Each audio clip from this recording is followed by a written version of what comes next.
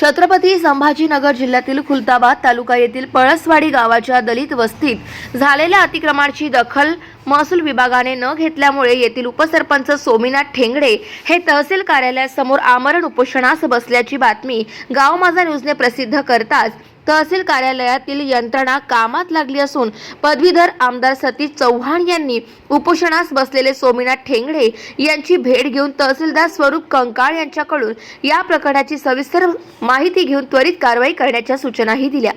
तहसीलदार स्वरूप कंकाळ यांनी त्वरित कर्मचाऱ्यांसह पळसवाडी येथे जाऊन अतिक्रमण झालेल्या स्थळाची पाहणी करून पंचनामा केला आहे। पळसवाडी येथील गट क्रमांक 189 येथे 1971/72 इंदिरा गांधी आवास योजनेसाठी शासनाने या जमिनीचे मालक आप्पाराव यादव औटे यांच्याकडून ही जमीन मोबदला देऊन संपादित केली होती आणि 172 कुटुंबांना त्या काळचे पालकमंत्री रफिक झकेरिया यांच्या हस्ते घरकुल बांधून वाटपही करण्यात आले होते। मात्र 5 ते 6 वर्षांपूर्वी आप्पाराव ओटे यांच्या नातवंडांनी या वस्तीतील अंतर्गत रस्ते, शाळा, खोल्या, समाज मंदिर, शासकीय हातपंप या जागेवर तारेचे कुंपण करून अतिक्रमण केल्यामुळे येथील रहिवाशांना मोठी अडचण निर्माण झाली होती।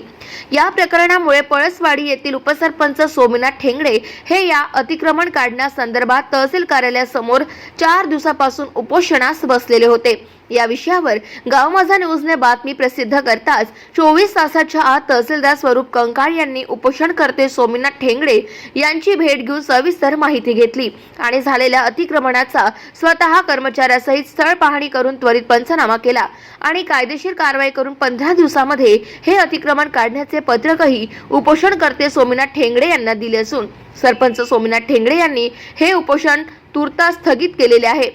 गाव माझा न्यूज करिता राजेश थोरात, खुलताबाद, छत्रपती संभाजीनगर।